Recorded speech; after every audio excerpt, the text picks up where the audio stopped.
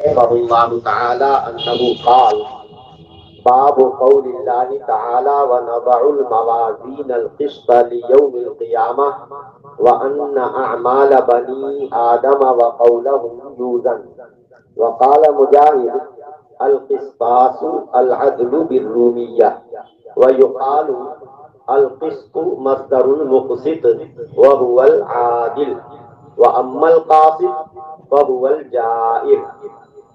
وبه قال حدثنا أحمد بن أشكاب قال حدثنا محمد بن فضيل عن عمارة بن القعقاع عن أبي زرعة عن أبي هريرة رضي الله تعالى عنه وعنهم أنه قال: قال النبي صلى الله عليه وسلم: كلمتان حبيبتان إلى الرحمن خفيفتان على اللسان ثقيلتان في الميزان سبحان الله وبحمده سبحان الله العظیم.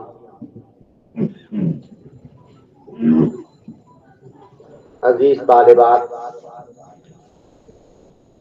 اور محترم حاضرین و خواتین، یہ جامعہ ام حبیبہ اس سے فارغ ہونے والی طالبات نے صحیح بخاری شریف کا آج آخری سبق پڑھا ہے، اور جس میں حضرت قاری مختار صاحب دامت برکاتہم کی سالہ سال کی محنت کے نتیجے میں چند خوش نصیب بچوں نے قرآن کریم جو حفظ مکمل کیا اس کا آخری سبق بھی ہوا اور ان بچوں کی دستار بندی بھی ہوئی. ہماری ان بچیوں نے عالمیت کا کورس مکمل کیا اور اس آخری سال میں حدیث شریف کی اہم کتابیں انہوں نے پڑھی. ان میں سب سے اہم ترین کتاب جو روئے زمین پر اللہ کی کتاب کے بعد سب سے مقبول ترین صحیح ترین کتاب قرار دی گئی ہے، اس کتاب کا آخری سبق آج ہوا. سبق کی تقریر مجھے لمبی نہیں کرنی ہے، اصل تو قراءت ہے. آپ نے ہمارے سامنے قراءت کر لی اور ہم نے بھی آخری باب کی قراءت کر لی. سب سے افضل بہتر تو یہی ہے کہ استاذ پڑھ کر سنائے اور طالب علم استاذ کی زبان سے سنے. یہ تلقی علم اور تلقی حدیث کا سب سے افضل طریقہ ہے. سماع من لفظ الشیخ، شیخ کے زبان سے، شیخ کے الفاظ سے حدیث کو سننا. دوسرے نمبر پر قراءت علی الشیخ، استاد کے سامنے طالب علم قراءت کرے اور استاد دھیان سے سنے. یہ اور بات ہے کہ بعض علماء دونوں کو برابر قرار دیتے ہیں، لیکن ایسا نہیں ہے کہ قراءت علی الشیخ، شیخ کے سامنے طالب علم قراءت کرے یہ افضل ہو شیخ کے قراءت کرنے سے. لیکن بہرحال بچیوں کی تمنا اور خواہش ہوتی ہے کہ ہمارے والدین یہاں موجود ہیں، اعزاء اقارب موجود ہیں، ہم نے سال ہر سال اس مدرسے میں پڑھا ہے، تو آخری سبق ان کے سامنے ہم پڑھ لیں تاکہ ان کا جی خوش ہو جائے. یہ ایک جذباتی بات ہے، ورنہ تو سچی بات یہی ہے کہ استاد پڑھ لے، طالب علم سن لے، یہی سب سے افضل ہے، چاہے وہ طالب علم مرد ہو یا طالب علم جو ہے عورت ہو. تو افضل یہی ہے قراءت علی الشیخ، وہ سماع من لفظ الشیخ، شیخ کے الفاظ سے سن لینا، یہی افضل اور یہی بہتر ہے. ہمارے مدرسے میں ادھر چند سالوں سے یہی معمول تھا. بہت پہلے بچیاں پڑھتی تھیں، لیکن ان کو تسلی نہیں ہوئی، اب اس سال انہوں نے اصرار کر کے ناظم صاحب کو منا لیا۔ اب ظاہر ہے کہ جب پہلے سے منا لیا تو ہم کیا کر سکتے ہیں۔ بہرحال یہ آخری باب جو کتاب التوحید، آخری کتاب کتاب التوحید، ایک ہوتا ہے جنرل عنوان جو موٹا عنوان، مثلا سب سے پہلے ایمانیات و عقائد کے تعلق سے کتاب الایمان، تو اس میں ایمانیات و عقائد سے متعلق مسائل کے لیے الگ الگ باب باندھ کر کے امام بخاری رحمۃ اللہ علیہ نے ذیلی مضامین بیان فرمائے ہیں اور ان پر دلالت کرنے والی احادیث اور قرآن کریم کی آیات پیش فرمائے ہیں۔ اسی طرح کتاب العلم ہے دوسرا جنرل عنوان، اسی طریقے سے پھر کتاب الطہارہ ہے، کتاب الصلاۃ ہے، تو یہ سب مختلف کتب ہیں۔ ان کتب میں بھی امام بخاری رحمۃ اللہ علیہ نے بہت ہی مناسبت کا لحاظ رکھا ہے کتب کی ترتیب میں، اور کتب کے تحت جو ذیلی عناوین ہیں ان میں بھی کافی مناسبت کا انہوں نے خیال رکھا ہے۔ امام بخاری رحمۃ اللہ علیہ نے اپنی اس کتاب کے اول اور آخر میں بھی مناسبت کا لحاظ کیا ہے، چنانچہ کتاب شروع فرمائی ایمانیات و عقائد کے مضامین سے اور ختم بھی فرما رہے ہیں ایمانیات و عقائد ہی کے مضامین پر، اس لیے کہ ایمان اصل ہے، عقیدے کی درستگی یہ سب سے مقدم ہے۔ تو ایمانیات و عقائد شروع میں، اب سوال یہ ہے کہ شروع میں اور آخر میں دونوں دو مرتبہ یہ تکرار کیوں کیا؟ تو اس کا واضح جو جواب ہے وہ یہی کہ ابتداً تو مثبت پہلو پیش نظر تھا کہ ایک مسلمان کا یہ عقیدہ ہونا چاہیے، چنانچہ کتاب اللہ اور سنت رسول اللہ کی نصوص سے انہوں نے ان عقائد کا اس بات فرمایا اور ان عقائد کو بیان فرمایا۔ آخر میں منفی پہلو پیش نظر ہے کہ چونکہ بعض فرقوں، گمراہ فرقوں کو قرآن و حدیث کی نصوص کے سمجھنے میں غلطی ہوئی، اور ایسا بھی ہو سکتا ہے کہ بعض نے دانستہ طور پر ہی غلط نظریہ اختیار کیا ہو مسلمانوں کے عقائد کو بگاڑنے کے لیے، فساد پھیلانے کے لیے، الغرض ان غلط نظریات سے مومن کو اجتناب اور پرہیز کرنا چاہیے۔ ابتدا میں تو ہمیں یہ بتایا کہ ایک مومن کا یہ عقیدہ اور نظریہ ہونا چاہیے، اور آخر میں منفی پہلو سے ہم کو متنبہ کر رہے ہیں کہ مسلمانوں کے درمیان کچھ غلط افکار، باطل نظریات پھیل گئے ہیں جو کتاب و سنت کی روشنی میں ان کا غلط ہونا کھلا ہوا ہے، چنانچہ مسلمانوں کو اس طرح کے غلط نظریات سے پرہیز کرنا چاہیے۔ ان مختلف فرقے، یہی وجہ ہے کہ اس آخری کتاب کا جو نام ہے، ایک نام تو ہے کتاب التوحید۔ کتاب التوحید کو علم کلام کا دوسرا نام بھی کتاب التوحید ہے، جس میں اللہ تبارک و تعالیٰ کی ذات و صفات سے متعلق مسائل بیان کیے جاتے ہیں۔ اور دوسرا نام امام بخاری نے اس کا رکھا ہے کتاب الرد علی الجہمیۃ وغیرہم، فرقہ جہمیہ اور ان کے علاوہ فرق باطلہ پر رد کا بیان ہے کہ ان کے جو باطل غلط نظریے ہیں اور کتاب و سنت سے ہم آہنگ نہیں ہیں، اور ان کو کتاب و سنت کی مراد سمجھنے میں غلط فہمی ہوئی ہے، چنانچہ امام بخاری رحمۃ اللہ علیہ اس طرح کے غلط نظریات اور عقائد کو ذکر کر کر کے کتاب و سنت سے ان کی تردید فرما رہے ہیں، یہ بتانے کے لیے کہ عالم کی دوہری ذمہ داری ہوتی ہے۔ ایک تو حق بات بتا دینا، دلیل کے ساتھ سمجھا دینا کہ حق یہ ہے، احقاق حق، ایک تو ذمہ داری یہ ہے عالم۔ اور دوسری ذمہ داری ہے ابطال باطل، کہ اگر سماج میں، سوسائٹی میں مسلمانوں کے درمیان کچھ غلط افکار و نظریات پنپ رہے ہوں تو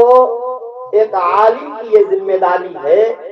کہ ان باطل اور غلط نظریات کا باطل ہونا کتاب و سنت سے ظاہر کر دے، کیونکہ جب تک عالم یہ نہیں بتائے گا کہ یہ نظریہ غلط ہے اور اس کے غلط ہونے کی دلیل قرآن کریم کی یہ آیت ہے یا نبی کریم صلی اللہ علیہ وسلم کی یہ حدیثیں ہیں، تب تک لوگوں کو اس بات کا علم نہیں ہوگا۔ تو احقاق حق اور ابطال باطل، اس لیے دونوں ذمہ داری ہے عالم کی کہ حق بات کو صحیح طور پر مدلل طریقے سے واضح طور پر بیان کر دے،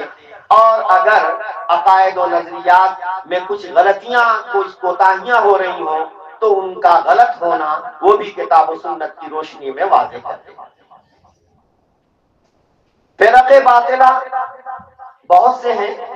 انہی فرق باطلہ میں ایک فرقہ معتزلہ ہے جو فرقہ جہمیہ ہی اس کی ایک شاخ ہے۔ اس فرقہ معتزلہ کا مزاج یہ ہے کہ وہ عقل کی کسوٹی پر ہر چیز کو پرکھتا ہے۔ کتاب و سنت میں جو احکام و مسائل بیان کیے گئے ہیں، اگر ان کی عقل میں وہ بات سمجھ میں آتی ہے، عقل میں آتی ہے تو اس کو مانتے ہیں، نہیں تو یا تو رد کر دیتے ہیں یا اس کی تعویل کرتے ہیں۔ چنانچہ متعدد مسائل ہیں، رویت باری کا مسئلہ ہے، وزن اعمال کا مسئلہ ہے، اور بھی مسائل ہیں۔ تو آخر میں امام بخاری رحمۃ اللہ علیہ نے ایک خاص حکمت کے پیش نظر، ورنہ اس وزن اعمال کے مسئلے کو پہلے بھی بیان کر سکتے تھے، لیکن ایک خاص حکمت کے پیش نظر سب سے آخر میں معتزلہ کی گمراہی کہ وزن اعمال کے عقیدے کے وہ منکر ہیں، اس کو ذکر کر کے اس کی تردید فرما رہے ہیں، اور وہ خاص حکمت میں بتاؤں گا کہ وہ خاص حکمت کیا ہے۔ چنانچہ ایک آیت کریمہ پیش فرماتے ہیں اور ایک حدیث پاک پیش فرماتے ہیں کہ یہ بیان ہے اللہ تعالیٰ کے فرمان وَنَضَعُ الْمَوَازِينَ الْقِسْطَ لِيَوْمِ الْقِيَامَةِ کا،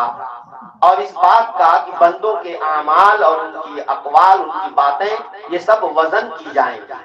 اللہ نے اس آیت کریمہ میں یہ فرمایا کہ ہم قیامت کے دن انصاف کے ترازو قائم کریں گے۔ قیامت کے دن ہم انصاف کے ترازو قائم کریں گے۔ اللہ تبارک و تعالیٰ نے صاف طور پر فرما دیا، اس میں کوئی تعویل یا حیلہ حوالہ کرنے کی کوئی ضرورت نہیں، اور یہ عقلاً ممکن بھی ہے،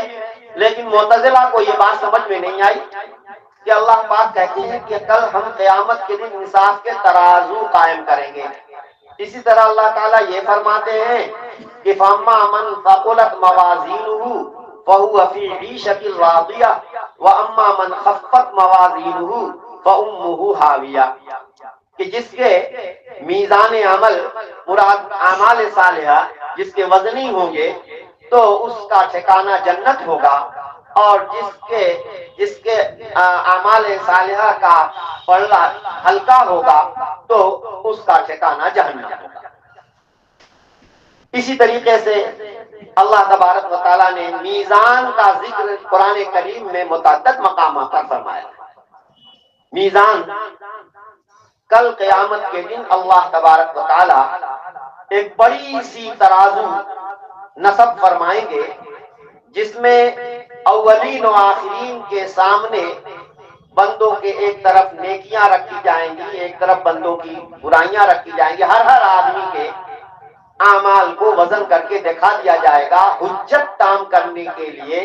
کہ جس کو جنت میں بھیجا جا رہا ہے وہ جنت کا مستحق ہے، جسے جہنم میں بھیجا جا رہا ہے وہ اپنے اعمال بد کی وجہ سے جہنم ہی کا مستحق ہے۔ باقی اللہ تبارک و تعالی اپنی ملکیت میں جو چاہیں کریں۔ کچھ ایسے بھی خوش نصیب بندے ہوں گے کہ بلا حساب و کتاب ہی ان کو جنت میں بھیجا جائے گا، بلا حساب و کتاب جنت میں بھیجا جائے گا۔ بعض علماء کہتے ہیں کہ جو کافر ہوں گے ان کے بھی اعمال کو وزن نہیں کیا جائے گا، لیکن جمہور علماء اس بات کا عقیدہ رکھتے ہیں، یہ فرماتے ہیں کہ نہیں، کافر کے بھی اعمال وزن کیے جائیں گے، اور حجت تام کرنا مقصد ہوگا کہ ایک طرف اس کا کفر ہے اور بھی برائیاں ہیں، اور دوسری طرف اس کی کچھ نیکیاں بھی ہیں۔ بھائی کافر بھی تو جو کلمہ نہیں پڑھتا ہے وہ بھی بعض دفعہ ثواب کا کام کرتا ہے، مسکینوں کو کھانا کھلاتا ہے، ننگوں کو کپڑا پہناتا ہے، اور بھی ثواب کے اپنے حساب سے کام کرتا ہے، پیاسوں کو پانی پلاتا ہے، صدقہ خیرات کرتا ہے، لیکن کفر کے ہوتے ہوئے، شرک کے ہوتے ہوئے اللہ کی بارگاہ میں کسی بھی نیک عمل کی کوئی حیثیت نہیں۔ تو حجت تام کرنے کے لیے کافروں کے بھی اعمال وزن کر کے دکھائے جائیں گے، لا محالہ جب ان کے نامہ اعمال میں کفر و شرک ہے تو بدیوں کا پلڑا ان کا جھکنا ہی جھکنا ہے، اور اسے ہمیشہ کے لیے جہنم میں جانا ہے۔ لیکن محشر میں اللہ تبارک و تعالی حجت تام کرنے کے لیے ان کے بھی اعمال کو وزن کر کے دکھائیں گے۔ اور جو مومنین ہیں، مومنین میں کچھ خوش نصیب ایسے ہوں گے کہ جن کو ان کی مخصوص اداؤں کی وجہ سے اللہ رب العالمین بلا حساب و کتاب ہی ان کو جنت میں داخل فرما دیں گے۔ اور جن ومنہم کیا ہے من خلق عملا صالحا وآخر سیئا وآخرون اعترفوا بذنوبهم خلطوا عملا صالحا وآخر سیئا، کہ ان کے نام اعمال میں اچھائیاں بھی ہیں، برائیاں بھی ہیں۔ اللہ تبارک و تعالی میزان عمل میں ایک طرف نیکیاں اور ایک طرف برائیاں رکھ کر کے وزن کر کے دکھا دیں گے۔ جس کا نیکیوں کا پلڑا جھکے گا اس کو جنت میں بھیجا جائے گا، اور جس کی برائیوں کا پلڑا جھکے گا اس کو جہنم میں بھیجا جائے گا۔ اور یہ جہنم، مومن کو جو جہنم میں بھیجا جائے گا وہ ہمیشہ ہمیشہ کے لیے نہیں، بلکہ اللہ تبارک و تعالی ان کے گناہوں کی سزا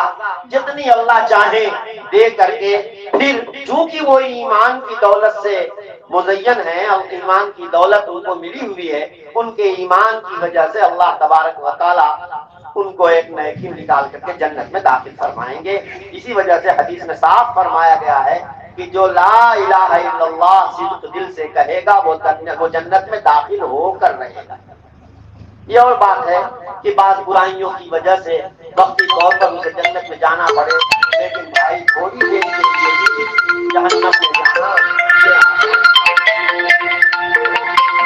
اللہ پاک سے یہی دعا کرنی چاہیے، یا اللہ بلا حساب و کتاب آپ اپنے فضل سے اپنی جنت میں داخل فرما دیں۔ تو یہ وَنَضَعُ الْمَوَازِينَ الْقِسْطَ لِيَوْمِ الْقِيَامَةِ کہ اس میں اللہ تبارک و تعالیٰ فرماتے ہیں کہ قیامت کے دن ہم انصاف کے ترازو قائم کریں گے، اور یہ ممکن بھی ہے، کوئی مشکل بھی نہیں ہے، اللہ تبارک و تعالیٰ کی قدرت کاملہ سے بعید بھی نہیں ہے۔ لیکن اس وقت شروع میں ان کو یہ سمجھ میں نہیں آئی، معتزلہ کو یہ بات، بھائی وزن تو اس چیز کو کرتے ہیں جس کا کوئی حصی وجود ہوتا ہے، جسم ہوتا ہے۔ ایک طرف 1 کلو کا باٹ رکھتے ہیں اور دوسری طرف چینی رکھتے ہیں، چاول رکھتے ہیں، دال رکھتے ہیں، وہ چیز نظر آتی ہے، اس لیے اس کو تولا جاتا ہے۔ اب نیکی برائی آدمی عمل کرتا ہے اور ہوا میں رل جاتی ہے بات، آدمی بات کرتا ہے، اس کا کوئی محسوس اور اس کا کوئی مجسم، اس کی کوئی شکل نہیں ہوتی، تو کیسے اس کو وزن کیا جائے گا؟ یہ ان معتزلہ کی سمجھ میں نہیں آیا۔ لیکن آج کے زمانے میں کوئی مشکل نہیں ہے، حدیث ہی میں فرمایا گیا کہ قیامت قائم نہیں ہوگی جب تک کہ تمام احکام پر اللہ کی حجت تام نہ ہو جائے۔ جتنے عقائد و ایمانیات ہیں، مسائل اور احکام ہیں، سب کی باقاعدہ حجت جب تک قائم نہیں کر دی جائے گی قیامت قائم نہیں ہوگی۔ چنانچہ آج کے زمانے میں تو ڈیجیٹل کا دور ہے، یہ آپ دیکھتے ہیں کہ ہم گفتگو کر رہے ہیں، موبائل میں ریکارڈنگ چل رہی ہے، ریکارڈنگ بند ہوتی ہے تو اس پہ لکھا آتا ہے کہ 4 MB ہو گیا، 5 MB ہو گیا، 10 MB ہو گیا، اور زیادہ اگر ڈیٹا بڑھ گیا تو صاحب جی بی کی شکل میں، اور زیادہ ڈیٹا بڑھ گیا تو صاحب جو ہے وہ ٹی بی کی شکل میں، تو یہ ٹی بی کی شکل میں، جی بی کی شکل میں، ایم بی کی شکل میں، یہ اب تو ان چیزوں کو جو کہ انسان جن کا کوئی حصی وجود نہ ہونے کی وجہ سے ترازو کے پلڑے میں رکھنا جس کو بعید سمجھتا تھا، آج کے زمانے میں یہ کوئی بعید نہیں ہے، اور اب تو ڈیجیٹل ترازو آ بھی رہے ہیں، وہاں 2 پلڑا بھی نہیں ہوتا، ایک صرف وہی چوکور سا یا گول سا ایک برتن سا ہوتا ہے، اس میں آدمی چیز رکھتا ہے اور نمبروں کے ذریعے سے اس کا کتنا وزن ہے وہ وزن ہمیں معلوم ہو جاتا ہے۔ تو بخار آدمی کو ہوتا ہے، ڈاکٹر کے پاس جاتے ہیں، ڈاکٹر زبان کے نیچے 2 منٹ کے لیے وہ ایک آلہ رکھتا ہے اور نکال کر کے کہتا ہے کہ صاحب تیرا بخار جو ہے وہ 100 ڈگری ہے، 102 ڈگری ہے۔ بجلی ہم استعمال کرتے ہیں، گھر کے باہر سرکار کی طرف سے میٹر لگا ہوا ہوتا ہے، مہینے کے آخر میں سرکاری آدمی آ کر کہتا ہے کہ صاحب تم نے اتنی یونٹ بجلی استعمال کی۔ تو اب گرمی، پاور جو بالکل غیر محسوس چیز ہے، یعنی یہ کہ اس کو دیکھا نہیں جاتا جن چیزوں کو، ان چیزوں کی مقدار کا جاننا انسان کے لیے بہت آسان ہو گیا۔ تو اللہ رب العالمین اگر بندوں کے تمام کچا چٹا جتنے ان کے اعمال ہیں ان کو وزن کر کے اولین و آخرین کے سامنے دکھا دیں، یہ اللہ کی قدرت کاملہ سے کوئی بعید نہیں ہے۔ اس لیے جمہور اہل اسلام اس بات کا عقیدہ رکھتے ہیں، ہم مانتے ہیں جب اللہ کہتے ہیں کہ قیامت کے دن ہم انصاف کے ترازو قائم کریں گے، اور اللہ جب فرماتے ہیں کہ جس کی نیکیوں کا پلڑا جھکے گا اس کے لیے جنت، جس کی برائیوں کا پلڑا جھکے گا تو اس کے لیے جہنم، ہم ایمان رکھتے ہیں کیونکہ اللہ رب العالمین کے لیے کوئی مشکل نہیں ہے، اور کل قیامت کے دن واقعتاً کوئی ترازو قائم ہوگی اور سب اولین و آخرین کے سامنے بندوں کے اعمال دکھا دیے جائیں گے کہ صاحب یہ جنت کے مستحق ہیں اور یہ جہنم کے مستحق ہیں۔ تو اس میں بیان ہے کہ بندوں کے اعمال اور ان کے اقوال وزن کیے جائیں گے۔ امام بخاری رحمۃ اللہ علیہ کی عادت ہے کہ آیت میں یا حدیث میں کوئی لفظ مشکل آتا ہے تو اس کا بھی حل اور اس کی تشریح فرق کر دیتے ہیں۔ تو یہ لفظ آیت میں جو قسط آیا ہے تو اس قسط کی کیا ماخذ ہے؟ فرمایا کہ یا تو قسط قسطاس سے ماخوذ ہے یا یہ اقسط یقسط اقساطا کا حاصل مصدر ہے۔ چنانچہ امام بخاری رحمۃ اللہ علیہ امام مجاہد کا قول نقل کرتے ہیں کہ ایک لفظ قرآن کریم میں قسطاس بھی مستعمل ہوا ہے، وزنوا بالقسطاس المستقیم، اور اس قسطاس کے معنی آتے ہیں ترازو کے، کہ سیدھی ترازو سے وزن کرو۔ تو قسطاس یہ رومی زبان کا لفظ ہے جس کے معنی عدل اور برابری کے آتے ہیں۔ ترازو سے 2 چیزوں کے درمیان چونکہ برابری قائم کی دکھائی جاتی ہے، معلوم کی جاتی ہے، اس لیے اس کو قسطاس کہا گیا، اور عربی زبان میں یہ استعمال ہو گیا تو عربی زبان ہی کا یہ لفظ قرار پائے گا۔ اور اسی سے قسط بھی ہے کہ قسطاس کے معنی بھی برابری اور قسط کے معنی بھی برابری اور انصاف کے۔ اور دوسرا یہ کہ اقسط یہ قسطاس سے ماخوذ نہ ہو بلکہ یہ قسط یقسط قسطا ثلاثی مجرد سے، اس کے معنی آتے ہیں ظلم کرنے کے۔ قسط یقسط قسطا، قاف پر فتحہ یعنی زبر، قسط معنی ظلم۔ اور عربی زبان میں حرکت کے بدلنے سے، باب کے بدلنے سے معنوں میں بہت فرق ہوتا رہتا ہے، یہ عربی زبان ہی کی خصوصیت ہے۔ تو اقسط یقسط اقساط، اسی کو جب باب افعال میں لے گئے تو اس کے معنی آتے ہیں ظلم کو ختم کرنا، سلب ماخذ باب افعال کی ایک خاصیت ہے۔ تو اقسط یقسط اقساط، قسط یقسط قسطا کے معنی ظلم کرنا، اور اقسط یقسط اقساطا کے معنی ظلم کو ختم کرنا یعنی انصاف کرنا۔ اب اقسط یقسط اقساط کا جب اسم فاعل ہوگا تو وہ مقسطن ہوگا، اس کے معنی آتے ہیں انصاف کرنے والے کے، اور قسط یقسط کا جو اسم فاعل ہوگا وہ قاسطن ہوگا، اس کے معنی آتے ہیں ظلم کرنے والے کے۔ قاسط معنی ظلم کرنے والا اور مقسط معنی انصاف کرنے والا، اور اسی اقسط یقسط اقساط جو مصدر ہے یہ تو اقصاد مصدر ہے اور حاصل مصدر قسط ہے۔ عربی زبان میں صرف کے قواعد میں ایک مصدر اور ایک حاصل مصدر، اور حاصل مصدر کے ساتھ بھی مصدر ہی جیسا معاملہ کیا جاتا ہے، جیسے صلی یصلی تسلیۃ و صلاۃ،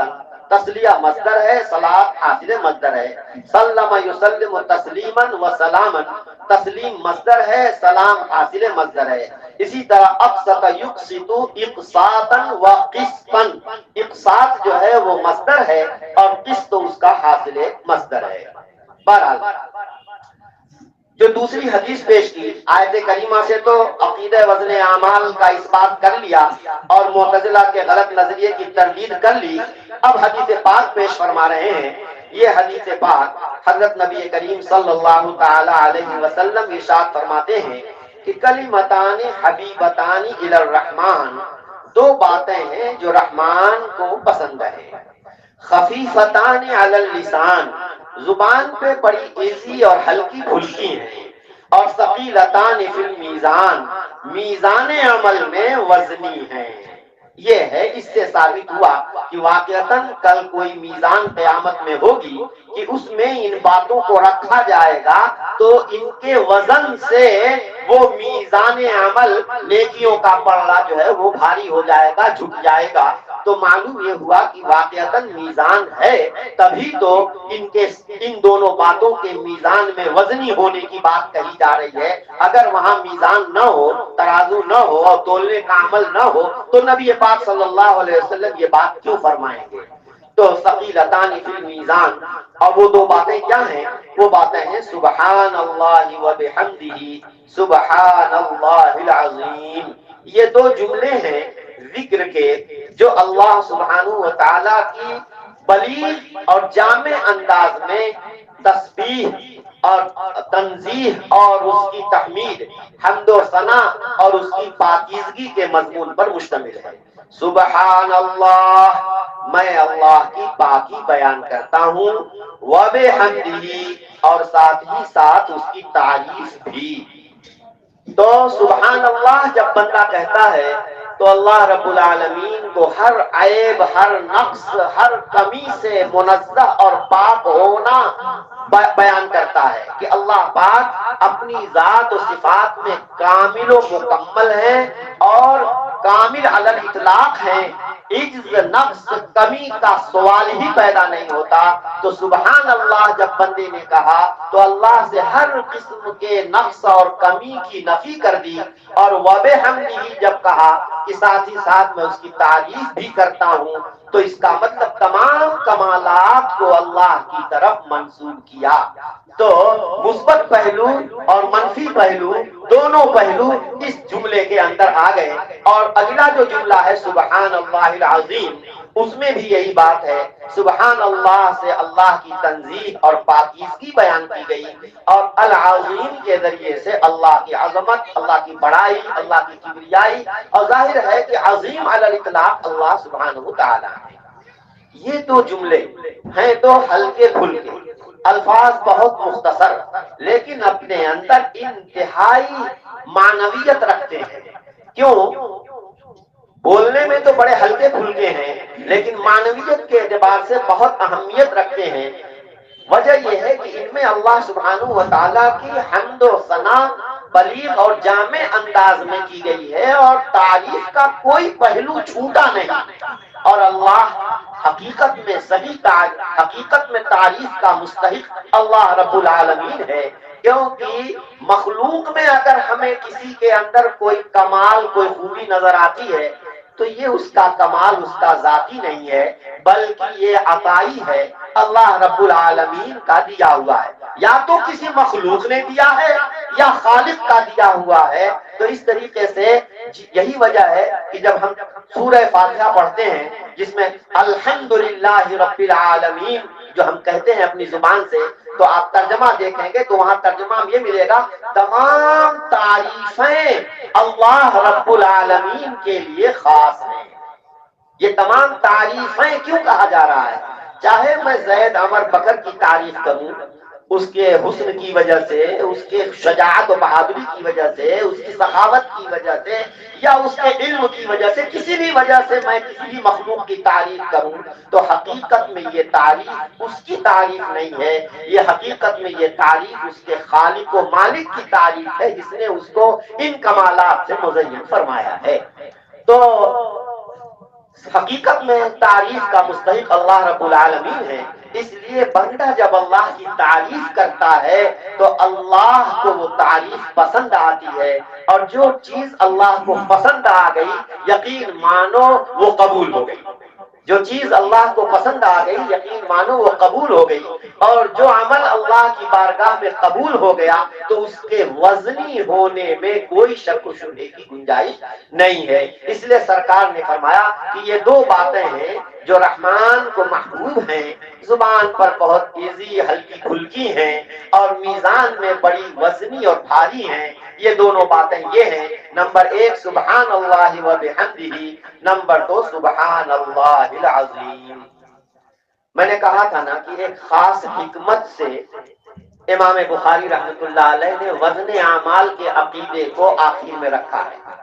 وہ کیسے؟ بچیوں، تم نے حدیث جو بخاری شریف شروع کی تھی تو پہلی حدیث تم نے تصحیح نیت والی پڑھی تھی، حضرت عمر بن خطاب رضی اللہ تعالیٰ عنہ جس کے راوی ہیں، انما الاعمال بالنیات، کہ تمام تر اعمال کی مقبولیت منحصر ہے نیتوں پر۔ اللہ کے یہاں عمل مقبول ہوتا ہے نیت کے درستگی کی بنیاد پر۔ چنانچہ آگے جو مثالیں دی گئی ہیں اس میں یہی ہے کہ آدمی ایک ثواب کا نیک عمل نیت خراب ہونے کی وجہ سے اس کو بیکار کر دیتا ہے، اور ایک عمل جو مباح درجے کا ہوتا ہے، گناہ نہ ہو، مباح درجے کا کوئی عمل اگر ہے، نیت اچھی اگر کر لیتا ہے تو اس پر اس کو ثواب ملتا ہے اور وہ عبادت شمار ہوتا ہے۔ مکان تعمیر کرنا آدمی کی اپنی ضرورت ہے، بنیادی ضرورت ہے، اور آدمی کھڑکی دروازہ لگاتا ہی ہے، کس لیے؟ تاکہ روشنی آئے، ہوا آئے، یہ انسان کی صحت کے لیے ضروری ہے۔ لیکن اگر آدمی یہ کھڑکی دروازے لگاتے وقت یہ بھی نیت کر لے کہ اس سے اذان کی آواز آیا کرے گی اور میں وقت پر مسجد میں حاضر ہو جایا کروں گا، اس نیت سے وہ کھڑکی دروازے بیٹھا رہا ہے، تو یقین مانو کہ آم کے آم گٹھلیوں کے دام، مفت ہوا روشنی تو ملے گی ہی، اس نیت کی بنیاد پر یہ مکان جو آدمی اپنی ضرورت کے لیے تعمیر کر رہا ہے اس سے اس کو ثواب ملے گا، اور یہ عبادت مانا جاتا ہے اللہ رب العالمین۔ میں مکان اس لیے تعمیر کر رہا ہوں کہ اس سے مجھے راحت اور سکون ملے گا، اور اس راحت و سکون کے نتیجے میں پھر میں اللہ کے حکموں پر عمل کرنے کے، یکسوئی کے ساتھ عمل کرنے کے لائق ہو سکوں گا۔ نیت درست ہے، عمل مباح ہے، اس نیت کی بنیاد پر وہ ثواب کا ہوتا ہے۔ تو انما الاعمال بالنیات، تصحیح نیت، اسی وجہ سے یہ کہا جاتا ہے کہ بھائی تصوف جس کو کہتے ہیں، تصوف وہ کیا چیز ہے؟ وہ یہی تصحیح نیت ہے۔ نیت کی درستگی کے لیے کچھ پاپڑ بیلنے پڑتے ہیں، جانتے ہم سب ہیں، لیکن نیت ہماری درست ہر موقع پر رہے اس کا استحضار نہیں ہو پاتا۔ اس کے لیے ہمیں کچھ پاپڑ بیلنے پڑیں گے، کچھ مجاہدہ کرنا پڑے گا، کچھ مخصوص انداز سے کچھ مخصوص اعمال انجام دینے ہوتے ہیں، جس کی بعد پھر ہماری نیت کے استحضار کی مشق ہو جایا کرتی ہے۔ تو یہ تصحیح نیت اصل ہے۔ امام بخاری رحمۃ اللہ علیہ آخر میں وزن اعمال کے مسئلے پر کتاب ختم فرما رہے ہیں، یہ بتانے کے لیے کہ بھائی دیکھو، عمل اللہ کے یہاں نیت کی درستگی سے مقبول ہوگا، اور دیکھو کل قیامت کے دن بندوں کے اعمال وزن کیے جائیں گے، اور عمل میں وزن اخلاص سے پیدا ہوگا۔ اخلاص روح ہے، عمل تو ایک صرف ڈھانچہ ہے۔ صرف ڈھانچہ ہو اور صرف ایک مجسمہ ہو، اس کے اندر روح نہیں تو وہ بیکار ہے، تو ایک لاشے بے جان ہے۔ کل قیامت کے دن بندوں کے اعمال اولین و آخرین کے مجمع میں یہ وزن کیے جائیں گے، تولے جائیں گے۔ اگر تم چاہتے ہو کہ تمہارا عمل اللہ کی بارگاہ میں وزنی ہو،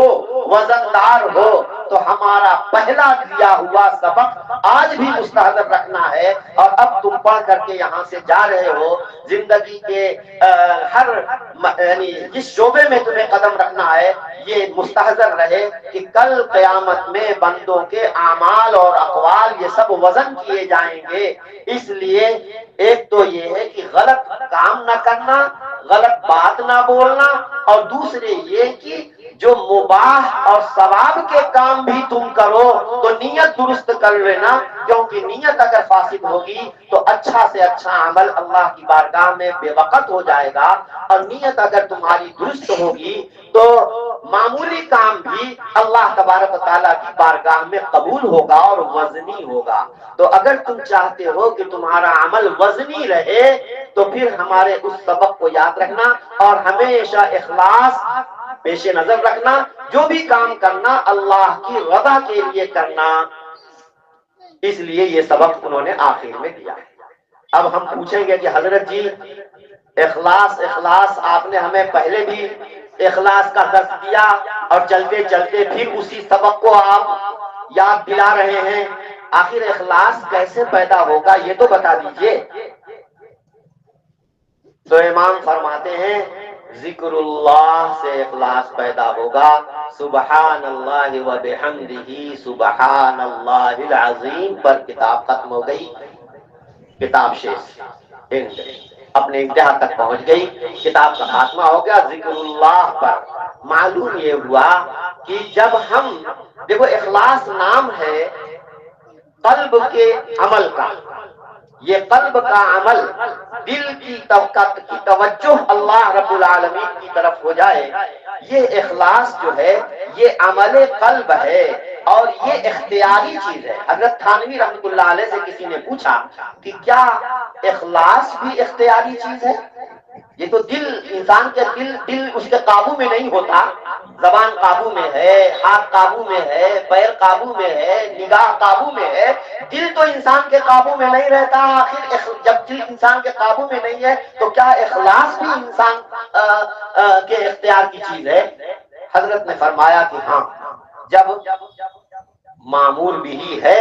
تو لا یکلف اللہ نفسا الا وسعها وما امروا الا ليعبدوا الله مخلصین له الدین۔ جب حکم یہ دیا گیا ہے کہ اللہ کی بندگی کرو، اللہ کی اطاعت کو اللہ کے لیے خالص کر کے، کسی زید عمر بکر اور کسی حاجی اور کسی سیٹھ اور کسی وزیر اور کسی دنیا دار کے کو خوش کرنے کے لیے نہیں، یا کوئی دنیاوی مقصد حاصل کرنے کے لیے نہیں، صرف اور صرف اللہ کی رضا کے لیے ہمیں عبادت کرنے کا حکم دیا گیا ہے۔ جب اخلاص کا حکم دیا گیا ہے تو اللہ یقیناً کسی ایسے کام کا حکم بالکل نہیں دیں گے کہ جو انسان کے بس اختیار میں نہ ہو۔ مفتی صاحب ادھر آ جائیے، ادھر آ جائیے۔ تو جب اخلاص یہ معمور بھی ہے اور بندہ اس کا مکلف ہے تو یقیناً وہ انسان کے اختیار میں ہے۔ تو کیسے پیدا ہوگا؟ ہم غفلت کے ماحول میں رہتے ہیں میرے دوستوں، ہم غفلت کے ماحول میں رہتے ہیں اور ہمیشہ صبح سے شام تک نون تیل لکڑی کے فکر میں رہتے ہیں، اور اس غفلت کے ماحول میں رہنے کی وجہ سے ہمارے گرد و پیش سے بھی گناہ ہوتے ہیں، ہم سے بھی گناہ سرزد ہوتے ہیں، اور گناہوں کے اثرات ہوتے ہیں، اور دل پر ایک زنگ لگ جاتا ہے، میل آ جاتا ہے۔ تو جیسے لوہا، اسٹیل، سونا، چاندی، اس پر جب میل بیٹھ جائے تو باقاعدہ پالش سے اس کو صاف کیا جاتا ہے۔ چنانچہ عارفین یہ بھی کہتے ہیں کہ لِكُلِّ شَيْءٍ ثَقَالَةٌ وَثَقَالَةُ الْقَلْبِ ذِكْرُ اللَّهِ، ہر چیز کی پالش کے لیے، صاف کرنے کے لیے پالش ہوتی ہے، اور دل کی پالش اللہ کا ذکر ہے۔ ہمیں چونکہ اخلاص کا حکم دیا گیا ہے اور اخلاص ہم پیدا نہیں کر پا رہے ہیں تو اس کی کوئی نہ کوئی تدبیر تو ہوگی۔ تدبیر یہ ہوگی کہ بتکلف اللہ کی عظمت، اللہ کی بڑائی بولو، زبان سے اللہ کی پاکی اور اس کی حمد و ثنا کرو. جب کثرت سے اللہ کی حمد و ثنا کرو گے، اللہ کی پاکی بیان کرو گے اور دل سنتا رہے گا تو وہ دل اس سے مانوس ہوگا اللہ کے نام سے. اور اس طرح سے جس چیز کا آدمی چرچا بکثرت کرتا ہے، یہ علامت ہے اس بات کی کہ وہ چیز اس کے دل کے اندر سمائی ہوئی ہے. کبھی بہانے سے وہ چیز کا ذکر کرتا ہے. اور اگر نہیں بھی ہوتا تو پہلے بتکلف آدمی کثرت سے ایک چیز کو بار بار بولتا ہے تو بولنے کی وجہ سے وہ چیز دل کے اندر اتر جاتی ہے. اس لیے یہ چونکہ عمل کے اندر جو وزن پیدا ہوگا وہ اخلاص سے پیدا ہوگا، اور اخلاص حاصل ہوتا ہے کثرت ذکر اللہ سے. اور ہر آدمی یا تو یہ ہے کہ بھائی ہر مومن الحمدللہ اللہ سبحانہ و تعالیٰ کا کچھ نہ کچھ ذکر کرتا ہے، لیکن تکلف کے ساتھ، اہتمام کے ساتھ اللہ کا ذکر کرے. ہر مسلمان کو چاہیے کہ کثرت سے سبحان اللہ و بحمدہ سبحان اللہ العظیم، یا کوئی کسی خاص شیخ سے بیعت ہو جائیں، کیونکہ شیخ جو ہیں وہ مخصوص اذکار، مخصوص طریقے تلقین کرتے ہیں. ان مخصوص اذکار اور مخصوص طریقے سے انجام دینے سے جلد فائدہ ہو جاتا ہے. جیسے طبیب ڈاکٹر کی تو یہ آدمی خود سے جا کر میڈیکل ہال سے دوا لے لے، لیکن بعض دفعہ وہ دوا نقصان کر جاتی ہے یا اس کا فائدہ نہیں ہوتا ہے. لیکن جب طبیب اور ڈاکٹر کے نسخہ لکھنے کے بعد وہ دوا لے کر کے استعمال کرتا ہے، طبیب کے مشورے سے وہ دوا استعمال کرتا ہے، تو ڈاکٹر اس دوا کی خصوصیت بھی پیش نظر رکھتا ہے اور اس کا سائیڈ ایفیکٹ بھی پیش نظر رکھتا ہے کہ کہیں اس سے جو ہے یہ دوسرے پہلو سے نقصان نہ ہو، تو ساتھ ہی میں دو ایک گولی اور بھی دے دیتا ہے تاکہ آدمی اس کے سائیڈ ایفیکٹ سے جو ہے وہ محفوظ رہے. اسی طریقے سے ذکر اللہ کا بھی معاملہ ہوتا ہے. بعض لوگ جو خود سے ذکر کرنے لگتے ہیں، دیکھا دیکھی لا الہ الا اللہ کی ضرب لگانے لگتے ہیں تو دماغ کھسک جاتا ہے. اور جب شیخ کامل ان کو لا الہ الا اللہ کی تلقین کرتا ہے تو وہ اس کے ذہن دماغ کو بھی دیکھتا ہے، جسمانی روحانی طاقتوں کو اور اس کی حیات کو دیکھ کر کے وہ ذکر تلقین کرتا ہے کہ کس طرح کے اذکار کا یہ تحمل کر سکتا ہے، کس طرح کے اذکار اس سے برداشت ہو سکتے ہیں اور کس طرح کے اذکار برداشت نہیں ہوتے. قرآن کریم اللہ کا کلام ہے، سلطان الاذکار ہے، اس سے بڑھ کر کے کوئی ذکر نہیں ہے. اور میرے دوستو، اس کے باوجود ہم صبح سے شام تک قرآن پاک پڑھتے ہیں، بہت سے لوگ پڑھتے ہیں، لیکن اس کے باوجود دنیا داری نہیں جاتی. بہت دفعہ ایسا ہوتا ہے کہ جو اسباب کی محبت دل کے اندر اتری ہوتی ہے، قرآن کی تلاوت کے باوجود بھی وہ چیز نہیں ہوتی. بات اصل میں یہی ہے کہ قرآن کریم بہت ثقیل غذا ہے. اس ثقیل غذا کا تحمل کرنے کے لیے ہلکی غذا پہلے دی جاتی ہے. بچہ جب پیدا ہوتا ہے تو اسے صرف جو ہے چینی پانی اس کے منہ میں ڈالا جاتا ہے، ماں کا دودھ پہ ڈالا جاتا ہے، پھر بتدریج بڑھتا ہے تو باہر کی غذا اسے دی جاتی ہے. اسی لیے عارفین اور اللہ والے سالکین کو کچھ مخصوص اذکار دیتے ہیں جس سے ان کو عادی ہو جاتے ہیں، اور پھر جب وہ عادی ہو جاتے ہیں تو وہی قرآن کریم پہلے بھی پڑھتے تھے، اور اس علاج کے بعد جب قرآن کریم پڑھتے ہیں تو دل کی کیفیت کچھ اور ہوتی ہے. اور اس طرح سے معلوم ہوتا ہے کہ قرآن کریم تلاوت کر رہا ہے اور جنت جہنم کا منظر اس کی آنکھوں کے سامنے ہے، اور اس کے یقین کی کیفیت وہ ہوتی ہے جو اس ذکر کی ابتدا سے پہلے وہ کیفیت نہیں تھی. تو بہرحال تو یہ ذکر اللہ اخلاص کے لیے بہت ضروری ہے. اس ذکر اللہ کے لیے کچھ تو کامن اذکار ہے جو ہر مومن کر سکتا ہے. سبحان اللہ و بحمدہ سبحان اللہ العظیم، یہ کامن ذکر ہے. ہر مومن اس کا کثرت سے ذکر کر لے گا اور اس کا کوئی سائیڈ افیکٹ نہیں ہے. اس لیے ہر مومن کو چاہیے کہ کثرت سے سبحان اللہ و بحمدہ سبحان اللہ العظیم. اسی طریقے سے لا الہ الا اللہ کی چپکے چپکے تسبیح، اسی طریقے سے تیسرے کلمہ کی تسبیح، اور جس میں سبحان اللہ والحمدللہ ولا الہ الا اللہ واللہ اکبر، یہ جو مضمون سبحان اللہ و بحمدہ سبحان اللہ العظیم کا ہے، بین ہی یہی مضمون اس تیسرا کلمہ کا بھی ہے۔ تو چاہے تیسرا کلمہ ہو، استغفار ہو، باقاعدہ وہ بتائے جاتے ہیں، تو یہ استغفار ہے، تیسرا کلمہ ہے، کلمہ طیبہ آہستہ آہستہ پڑھ لینا ہے، درود شریف ہے، اور یہ سبحان اللہ و بحمدہ سبحان اللہ العظیم، یہ وہ اذکار ہیں کہ کوئی ہر مومن ان کا کثرت سے ان کو پڑھ سکتا ہے، اور اس کو کسی شیخ سے بیعت ہونے کی ضرورت نہیں ہے۔ الغرض کثرت سے اللہ سبحانہ و تعالیٰ کا ذکر جو ہے، یہ اخلاص، دل کی توجہ کو اللہ کی طرف مبذول کرتا ہے۔ اس لیے ہمیں اللہ کے ذکر کا اپنے آپ کو عادی بنانا چاہیے، تاکہ ہم کوئی بھی عمل کریں اللہ کی رضا ہمارے پیش نظر ہو، اور اس ذکر اللہ کی کمی کی وجہ سے اخلاص کا پہلو ہمارا کمزور ہوتا ہے، اور ہم بہت سارے کام بندوں کے ڈر کی وجہ سے کرتے ہیں، بہت سا کام بندوں کو خوش کرنے کے لیے کرتے ہیں، بہت سا کام جو ہے مادی فوائد حاصل کرنے کے لیے کرتے ہیں۔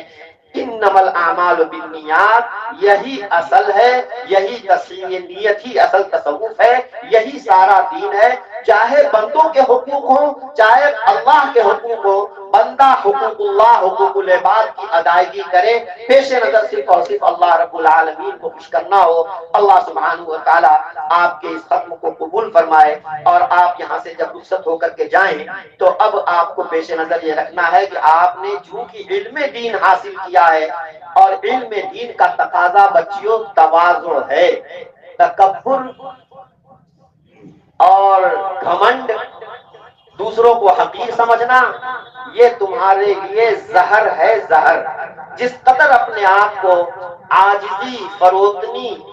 اور حسن اخلاق کا عادی بناؤ گی، چھوٹوں بڑوں کے ادب کو پیش نظر رکھو گی، زبان میں مٹھاس رہے گی، کڑواہٹ نہیں رہے گی، اسی قدر تم کامیاب رہو گی، اور مستقبل تمہارا جو ہے روشن و تابناک ہوگا۔ ہم اللہ سے دعا کرتے ہیں اللہ آپ کے ذریعے سے، آپ چراغ ہیں، چراغ سے چراغ جلتا جائے، اور آپ جہاں کہیں بھی جائیں آپ کا فیض اور اس ادارے کا فیض اور کتاب و سنت کی صحیح تعلیمات آپ کے ذریعے سے بندگان خدا تک پہنچے، اور اللہ کے بندوں اور بندیوں کی ہدایت اور ان کی تلقین کے لیے اللہ آپ کو استعمال فرمائے، اور خود بھی آپ کو دین اور دنیا دونوں میں کامیابی نصیب فرمائے۔ وآخر دعوانا الحمدللہ رب العالمین۔